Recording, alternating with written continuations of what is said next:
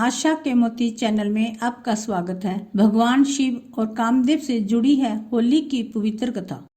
हिंदू धर्म में होली प्रमुख त्योहारों में से एक है। हर साल फाल्गुन मास में ये पर्व बड़े ही धूमधाम से मनाया जाता है। होली का त्योहार होलिका दहन के साथ ही शुरू होता है। फिर इसके अगले दिन रंग गुलाल के साथ होली खेली जाती है। भारत में फाल्गुन शुक्ल पक्ष की पूर्णिमा के अगले दिन होली मनाई जाती है। इस दिन हिंदू धर्म के लोग एकजुट होकर खुशियाँ मनाते हैं और एक दूसरे को प्यार के रंगों में सराबोर करके अपनी खुशी जाहिर करते हैं। हिंदू धर्म के अनुसार होलिका दहन को बुराई पर अच्छाई की जीत का प्रतीक माना गया है। साथ ही धार्मिक मान्यताओं में होलिका दहन के अलावा होली को लेकर कई तरह की कहानियाँ प्रचलित हैं। इनमें से एक कथा कामदेव की भी है। आइए जानते हैं होली से जुड़ी कामदेव और शिव शंकर की कथा। पौराणिक कथा के अनुसार देवी पार्वती शिव जी से विवाह करना चाहती थी, लेकिन तपस्या में लीन शिव का ध्यान उनकी ओर नहीं गया। पार्वती की इन कोशिशों को देखकर प्रेम के देवता कामदेव आगे आए और उन्होंने शिव पर पुष्प बाण चला दिया, जिसके कारण शिव की तपस्या भंग हो गई। तपस्या भंग होने की वजह से शिव नाराज हो गए और उन्होंने अपनी तीसरी आंख खोल दी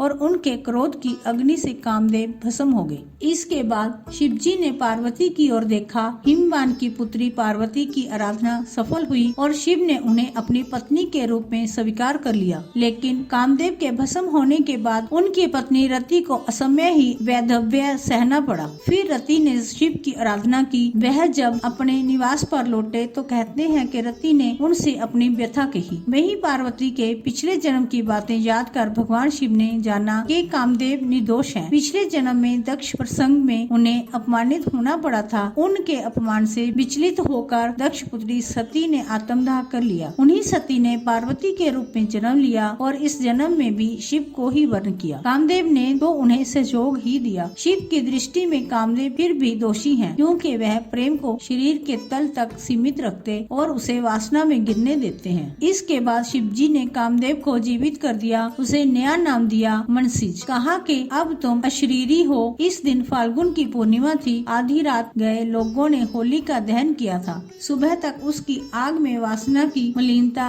जलकर प्रेम के रूप में प्रकट हो चुकी थी। कामदेव अशरीरी भाव से नए सृजन के लिए प्रेरणा जगाते हुए विजय का उत्सव मनाने लगे। ये दिन होली का दिन होता है। वहीं कहीं जगह आज भी रति के विलाप को लोक धुनों और संगीत में उतारा जाता है।